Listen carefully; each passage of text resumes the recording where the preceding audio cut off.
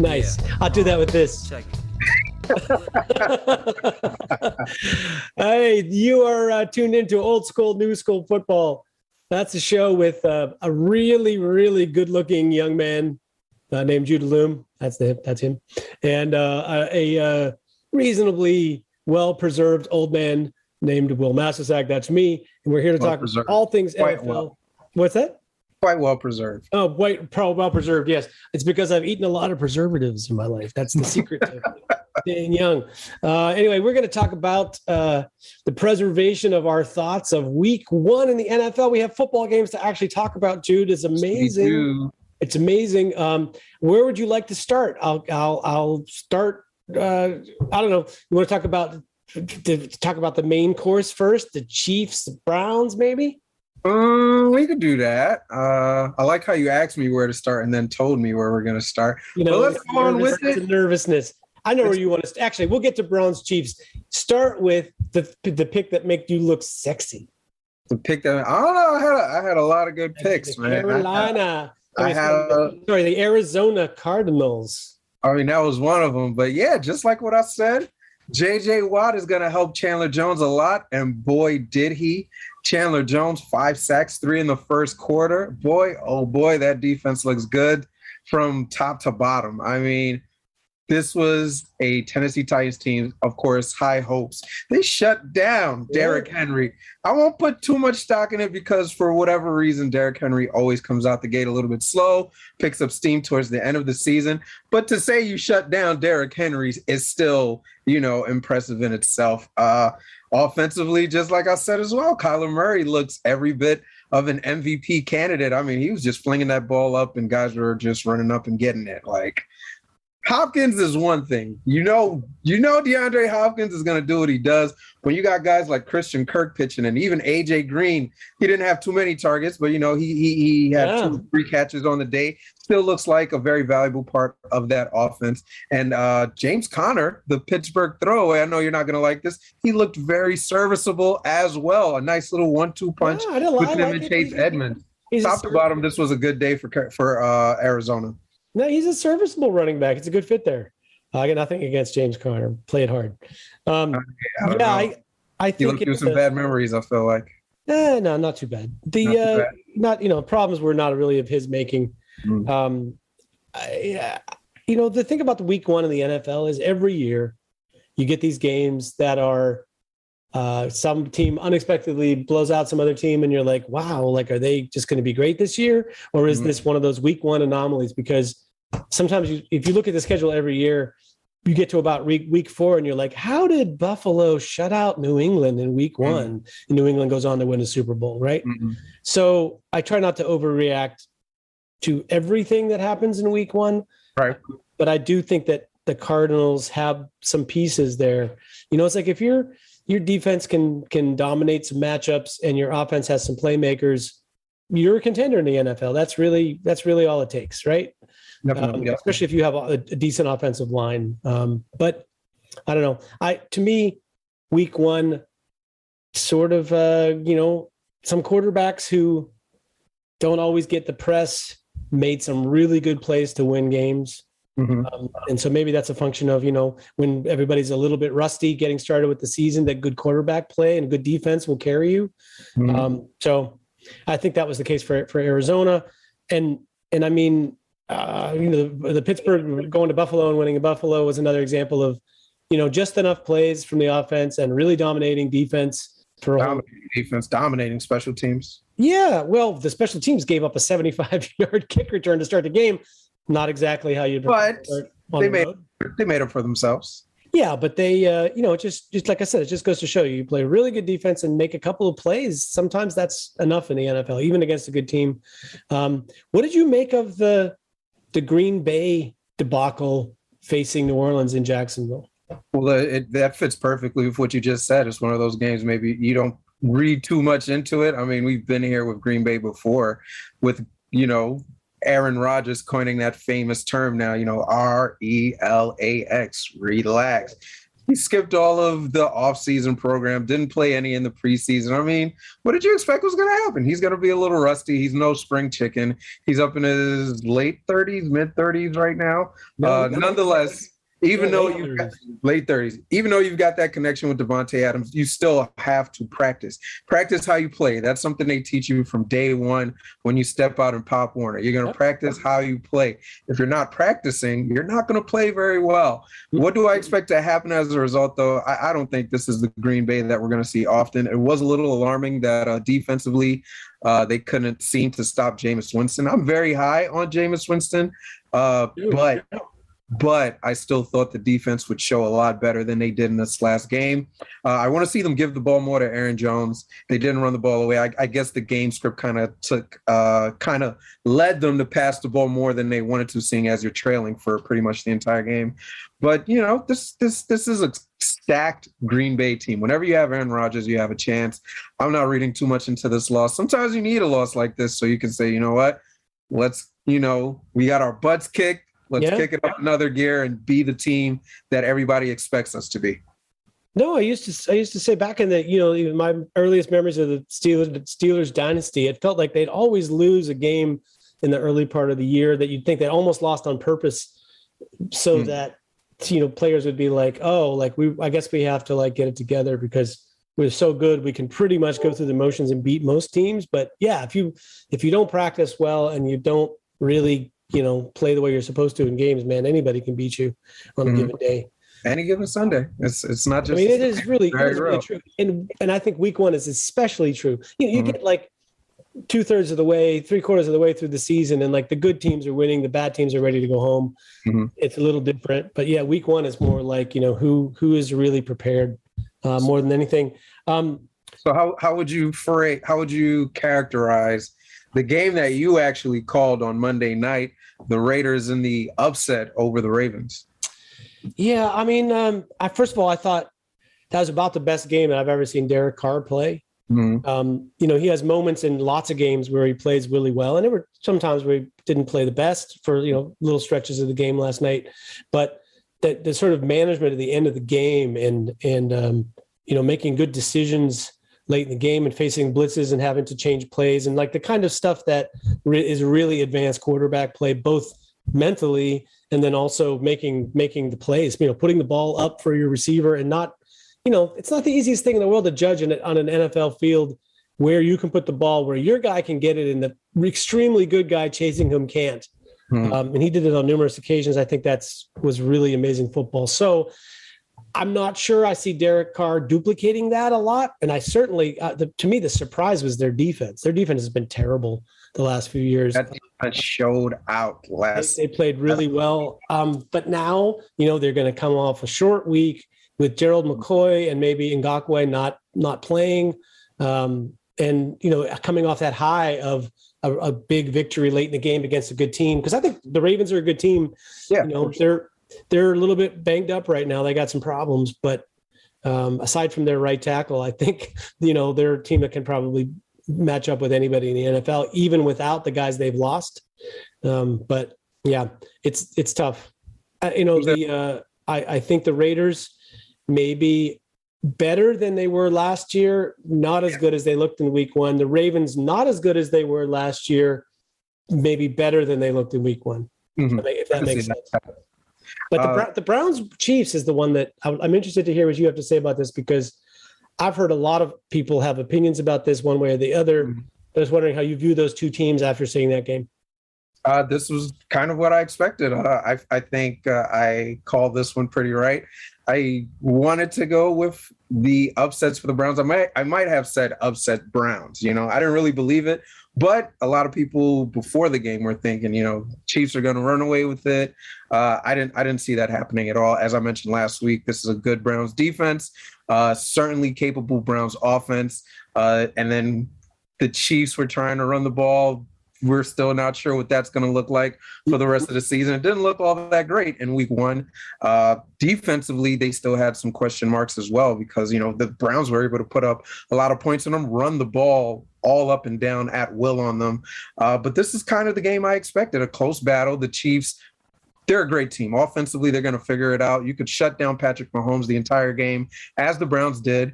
But eventually, he's just going to say, all right, we're going to go out here and do our thing. I'm going to find you, Kelsey. Kelsey's going to run whatever route he needs to run, and Mahomes is going to find him, and they're going to put up the points. And just when you think you scored enough, it's not enough. Right. But I think it's also it's like you hate to lose and you hate the cliche, but this is a loss you learn a lot from if you're the Browns. You know that, okay, we need to keep our foot on the pedal, keep scoring points, because if you're in a game and you're beating the Chiefs, you got to keep your foot on their necks and not let up at all. You got to score all the points you can. And then defensively, if you're doing something that's working, if you're pressuring Mahomes, you need to keep pressuring Mahomes so you don't give him a chance to bring his team back into the game. But again, it wasn't the worst loss. It was a close loss. And I think it's kind of a statement still that, you know what, we're real playoff contenders. Last year wasn't a fluke. We're going to be a team that's vying for the playoffs consistently for the next few years. I don't know. I think it's, I mean, I'll get into this. I'll explain what I mean by this in a minute, but, I've seen a lot of Pittsburgh, Cleveland, and Baltimore. And I think all three teams have really good rosters and good coaching. And to a certain extent, they're all playoff contenders, but all three of them have big flaw that tends to expose itself in big moments in games, which is why they haven't managed to go very far for any of them. Cleveland, I buy that they're, on paper that they're contenders, but finishing games, if you're a team and a quarterback, who aren't accustomed to finishing games at a high level every week, that's an adjustment that takes teams a while. You don't just suddenly you're like, okay, we have a good roster, now we can finish out games. I think it's a separate skill you have to learn that's kind of institutional to different franchises. Baker Mayfield leads the NFL in fourth quarter interceptions over the last 2 or 3 seasons. And it's he's sort of taken the mantle now from Phil Rivers as being the guy where when it gets late in the game and it's tight, you're like, here comes a pick. Because, it's what you said, if you did something early in the game, keep doing it. The problem is that teams adjust, and good teams like Kansas City, they figure out what you've been doing that's been troubling them, and they figure out a way out of the puzzle. I think it's less about something Cleveland did differently, and the fact that Kansas City understands how to finish games. The defense brought a little more intensity and try to cover up some of the things that they were, dealing with. They forced Cleveland to have to throw the football. It's like you keep Lamar Jackson in the pocket and keep him from running around and killing you the whole game. Your chances are better than if you don't making Cleveland pass it and not be able to hand it off to their unbelievable running game. Is the way I don't know that they forced Cleveland to pass it and not throw it. I think Cleveland, they just kind of got into that mentality. Okay, it's the fourth quarter. We're now trailing. You still had enough time to run the ball, but they kind of just opted not to run. They tried to run it a little bit, but it didn't. They got one good run, and then they kind of got this. And then they just kind of got lost in passing the ball. I'm saying you could have probably kept trying to. They didn't have an answer for Nick Chubb all game, like him and Kareem Hunt. They both had phenomenal games. Yeah. This is something that's going to be a problem for the Chiefs going on into the season. They're going to have to find a way to stop other teams from running the ball more frequently. I don't think it was so much that they stopped Cleveland. I think Cleveland just said, all right, we need points and we need them fast. Let's throw the ball a little bit more here. And that was ultimately their downfall. I mean, this is the Baker Mayfield cycle, though. It's like he plays well. He gets a lot of praise. People think he's, finally achieving his thing. He's going to be on top, and then gives you a disappointing effort. And then people talk about how he's not good enough, and then he's underrated. And suddenly he's like, he performs. You're like, see, you doubted him. And it's just like this circle that keeps going around and around for him. And I fear that this is a kind of loss that like I said, they have to figure out a way to finish that doesn't depend on him making big plays at the end, because he's not traditionally a guy that's been able to do that. You may ease him into that by running more and remembering who you are, and really hitting them with play action or whatever. But yeah, I just don't think he's not of the mentality to make these little plays that win games. He's more of a guy. I mean, even Lamar Jackson, terrific at the little plays and situational football, just that, not to have the team around him to necessarily do everything. They're so built to run and throw to the tight end. Mm-hmm. But yeah, I have my doubts about Cleveland I think there might be some. It might take them a little while to get over that loss, and they go right into. They have somebody else good this week, I think. So it doesn't end. Those AFC North teams play a really hard schedule this year. I'll ask you this: who do you think had the best performance individually, or maybe not best, but the most surprising performance this past Sunday? Surprising. I mean, I already mentioned Derek Carr because to me, right, that was actually pretty surprising. I believe in, I like Jameis Winston. Very efficient performance. Maybe not best example. Gee whiz. Surprising. I guess I'll say it's a funny one. You'll laugh at me. I hate to harp on this. Steelers. Pat Freiermuth for the Steelers, the tight end, was a guy that I saw as a prospect to watch him on tape. And it's like, yeah, gives good blocking effort. So in this day and age, that makes you a all-around tight end.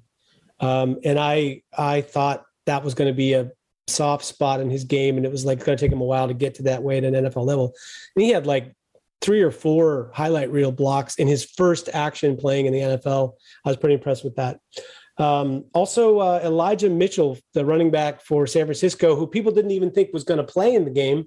And he was, he dressed over Trey Sermon, which was kind of amazing. And then he gets in there, breaks a big run, runs for over 100 yards, and might be entrenched as the starter for a while now in San Francisco, which is crazy. That was pretty surprising. How about you? Well, mine was going to be Trey Sermon, a healthy scratch. That was shocking to me. All the preseason hype, he got all the carries in the world in the preseason, and he just didn't play. Like no injury, no nothing, just healthy scratch. That was shocking to me.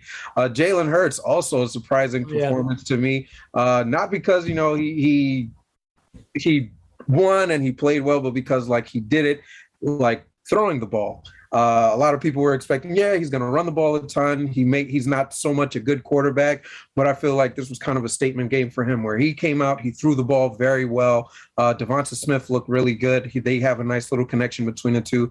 And he showed, I can run the ball, but I can also throw the ball as well. Something that, Lamar Jackson had to deal with as well. He's kind of showing people I'm not just a running quarterback. And then also Teddy Bridgewater. I thought this was going to be a team that ran the ball a lot and play defense. That defense is still very good. They have a lot of cornerbacks that are very good, and they have 2 running backs that are very good. But Teddy Bridgewater kind of stole the show. He played against this Giants defense is really good, very scrappy, and he made them look very bad. I mean, he was throwing the ball all over the place. My knock on him is that he likes to kind of just dump it off, dink and dunk all over the field. That's not wrong, but you need those deep shots, and he certainly did take those deep shots this past week. It could have been worse. There was a deep ball to KJ Hamler that he dropped wide open in the end zone. That would have been good for another 50-plus yards. But nonetheless, he still looked great. He still had a lot of touch throwing the ball downfield, and he still threw it for 75%. One thing you can say about Bridgewater, his accuracy is just unparalleled. If he can play like this, the Denver Broncos are a team that might just sneak into the playoffs and possibly make some noise. Yeah, I agree with all that. I mean, it's not huge surprise. I love him as a player. But Russell Wilson might have played the best game he's had in 2 years. Just looked, the last year especially was just a year where he wasn't getting very good protection. It was just seemed off kilter with the offense and with his receivers. And yesterday I thought he was kind of brilliant. And if we're talking about bad surprises, I don't know which is more of a surprise. Houston looking dominant in their game against Jacksonville, or Jacksonville looking even worse than Houston. I don't know if we could say Jacksonville is surprising because I don't think anybody was expecting Jacksonville to playing Houston. I thought it would be a game, but I didn't think any one of them was going to just blow the other out. I thought maybe Jacksonville would win in a close one. Certainly not expecting Houston to come out looking like that. No. I also don't think that's something that's going to happen much for them. This was I looked at their schedule. I was like, all right, this is a maybe win, but 2 or 3 wins max for the season is what I got them slated. They're leading the division right now. They're leading the division, yeah. As are the Cincinnati Bengals. Enjoy it for now. I don't see it lasting much. By the way, we talked about learning how to finish games. I think Minnesota and Kirk Cousins are the perfect example of teams and a quarterback who does everything wrong to finish games. Like they have snatched defeat from the jaws of victory so many times since he's been there. It's incredible. Or even before he was there, Minnesota just seems to have a vibe to know how to lose. Yeah, I mean this goes back to playoffs and kicking. Gary Anderson, who hadn't missed all season, missing an extra field goal, the chip shot. Right. It's just one of those things. I thought last night that was going to be the case for the Raiders. I was looking at it. Like it. I tweeted it like, this is the most Raiders way to go. You're down on the half-yard line and you get a false start, and then all of a sudden it was crazy. My favorite was deciding to kick it on second down, getting a delay of game, sending the offense back out, getting Max. Getting an all-out blitz cover zero. It's like, like so many things could have gone wrong on that play. A win will cover all those things for you, but I'm going to be a stickler. It was some questionable things going on that last drive for the Raiders. Yeah, as good as they were on the last drive of regulation, they were not so good during the overtime. Just kick it. Yeah, exactly. All right, let's look forward to week 2. What are the matchups that you're eyeing for week 2 of the NFL season? Well, I guess Ravens Chiefs happens, correct, this week? Definitely. I mean, you saw, if you watched the game last night, both those teams have a serious problem at right tackle. Like those Alex Leatherwood and Alejandro Villanueva put on a show for the ages last night. It was like every pass rusher was like, can I go off the left side? Like they were just couldn't wait to get over there. Villanueva definitely had a rough night. I don't think I've seen him have a night as bad as he did last night. You missed the last 2 years of Steelers football. Yeah, you want to know why Ben got rid of the ball? I watched a lot of Steelers football. I'm not saying he was like an all-pro or anything like that, but I don't know if he looked that bad that he did last night. Yeah, I mean it was as he did last night. Yeah, he's been struggling for a couple of years to get back. They had a couple of really good years, and then it's been going downhill for a while. But yeah, that was awful. So now you have, playing Kansas City. Kansas City's got their own problems on defense. They couldn't stop anything that the Browns were doing really until later in the game, where they did step up when they needed to.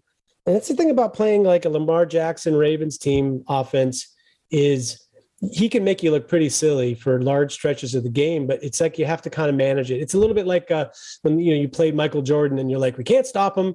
We can only hope to contain him. Mm-hmm. And I think that's never been more true in the NFL than with Lamar Jackson, because, if you let him, I guess, break, contain, and run around and either find guys and throw the ball or run, God forbid, like I think you're a defensive coordinator, you see Lamar Jackson break the line of scrimmage running into your secondary. It's just like you're holding your breath. Yeah. Yeah. It's ugly. You're thinking about getting fired. So I imagine that, the Chiefs got some work to do, but they have managed to slow down Baltimore a few times in the recent years. So it wouldn't shock me if they, drew up a good game plan, but man, that if you can't fix your right tackle, then that means you got to keep a guy in to block. It takes away a lot of things you'd like to do, especially when your offense is built around the tight ends blocking and being primary receivers for you. And a lot of those quarterback runs are plays where you need the tight end to crack down on the outside guy so that you get a little seam there for Lamar to cut back through. So that's going to be challenging for them. And their defense, I love Marlon Humphrey, played his ass off last night, even though he got beat on the winning touchdown. But I'm not sure they have enough guys dressing right now to face Kansas City. What's your take?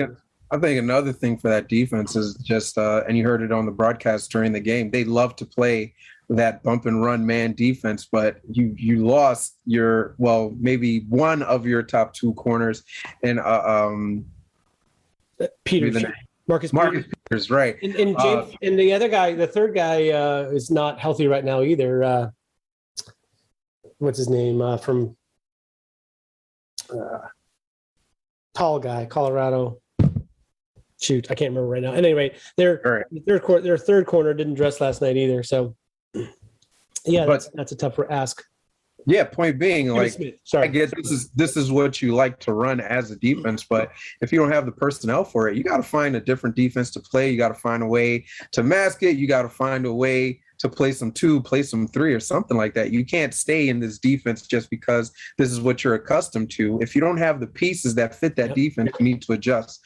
As far as offensively for the Ravens, though, just like just like with Aaron Rodgers in Green Bay, it just didn't show as badly for the Ravens as it did for the Packers. Lamar Jackson didn't play much in the preseason either. He was out for a while with COVID. I mean, this is a team that hasn't really practiced together. They were practicing with three other running backs taking reps. Now, all of a sudden, you've got a brand new running back. You've got four brand new running backs. Three of them you signed in the last week. So it's all an adjustment. They're still putting the pieces together. I feel like for a team putting the pieces together like that on offense, they showed pretty well last night, especially, again, with the problems they had at right tackle. Once they figure that out, once that line plays together and starts to gel better, once the running game, you become more accustomed to who you're handing the ball off to. There were some problems even handing the ball off with the new guys that Lamar just isn't accustomed to. I think this offense is going to get better. As far as them playing the Kansas City Chiefs, it's going to be a good game. It's always a good game. Chiefs might be in trouble because this is a team that loves to run the ball. And what we saw in week one is the Chiefs are not a team that like to stop other teams from running the ball, especially like you nailed it with Lamar Jackson. Once he crosses that line of scrimmage, it's going to be a problem for the Chiefs as well. But at the end of the day, I think the Chiefs are just a better team overall right now. They'll find a way to pull out a victory, and it'll be a good one, though. Yeah, I mean, I don't know what's happening with Tyree Phillips, how serious that injury was, but he's, these days, one of their best run blockers. So if they lose him, that's no, he's gone. He went to IR. So I don't know for how long, but that's a huge loss for them, especially when he was probably your backup plan at right tackle as well. So it could have given them. He played right tackle, of course, in college, and left tackle for Mississippi State. But I think he's been a really good fit right in since he got there as a rookie. So that's a big deal. And like I said, if you're having problems with your right tackle and you got to already try to substitute there, and now you have to substitute right guard, yeah, it starts to get a little sketchy. They don't have that dominant line they had even 2 years ago when Lamar, first really came to become the superstar. I don't know. It's like I thought Lamar Jackson played like he didn't miss a beat last night in the early part of the game, but man, 2 turnovers late in the game. Yeah, can't do that. Like you make your turnovers early. Turnovers are not characteristic. Make up for them later, but you can't make them late. Mm-hmm. I don't know. We'll see. What else is on the schedule? You got to hit me with a couple more.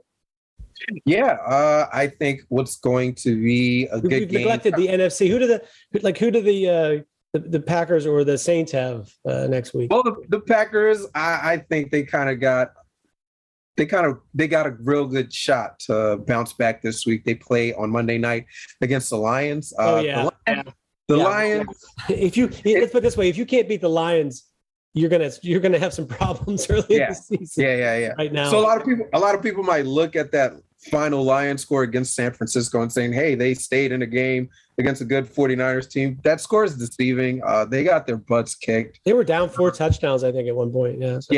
Yeah. They got their butts kicked for 3 quarters, and even maybe like half of the fourth quarter, they were still down. But it was kind of just like San Francisco was like, "Yeah, this game's in the bag." Took their foot off the gas, and all of a sudden, it's a game again. But they ended up winning at the end of the day, but it just wasn't as close as that score would seem. As far as the Saints, who are the Saints playing? The Saints are playing the Panthers. Panthers are another surprise team. I'll go out and say I wasn't right about everything. I thought the Panthers were going to be a terrible team. Well, they still might be. I mean, they played the Jets, and the Jets were missing a whole bunch of guys and starting. But I thought they were going to be so bad that the Jets were going to be able to beat them. That's what I'm saying. Yeah, I hear. Me too. So yeah, I hear that.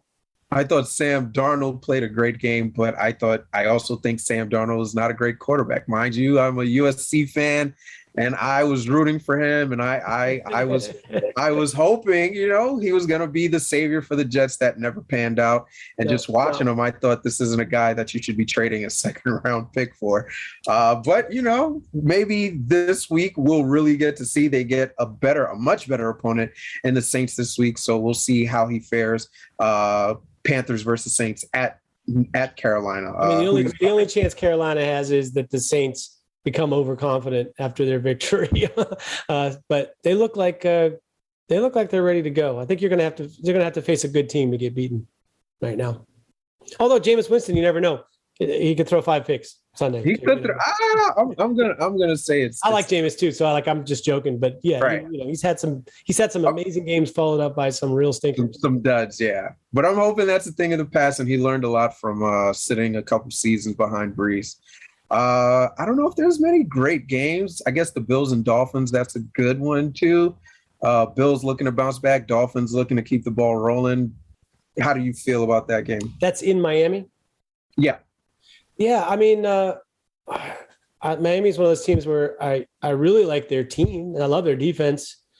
Their quarterback's okay, but I don't know if he's going to make a big difference in the game. And I just felt like Josh Allen, as will happen when you're under duress, reverted to a lot of the bad habits that were the criticisms of him before he was an MVP candidate. Mm-hmm. So if they can protect him, I think Buffalo can bounce back. But Miami's defense is tough, man. Like I don't know. That's an easy ask to go on the road and try to beat Miami the way they're playing right now. Their best hope would be that what we saw from their defense, from Buffalo's defense last week, carries over to Miami, because I think in a sort of low scoring game like the one they just played, that they have a better chance against Miami.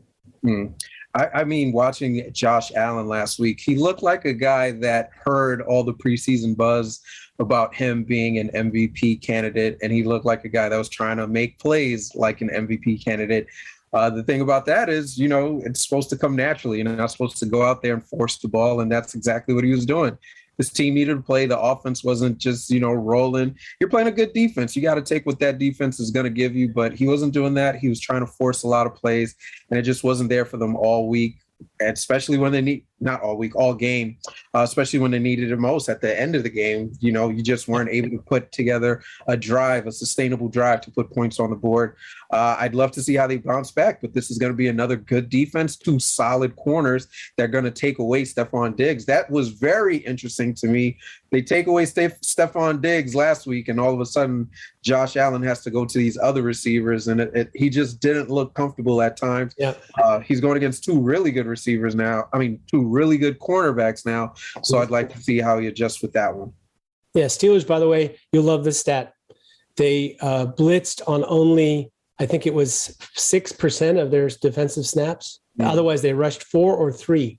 So they literally they got pressure like that. They got amazing pressure. They ruined his day.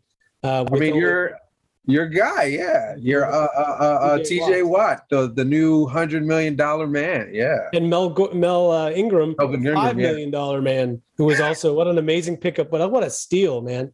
Big steal, yeah. If he could stay healthy, because that's knock on Ingram. He'll come out, he'll show you, hey, I'm a top tier kind of guy, and then all of a sudden, all right, 2 games, that's all I got for you this season.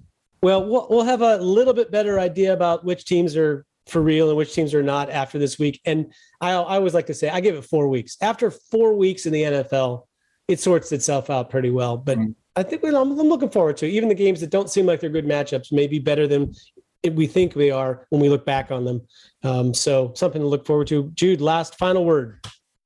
Atlanta Falcons, I'm sorry. It's about a 3-season stretch now.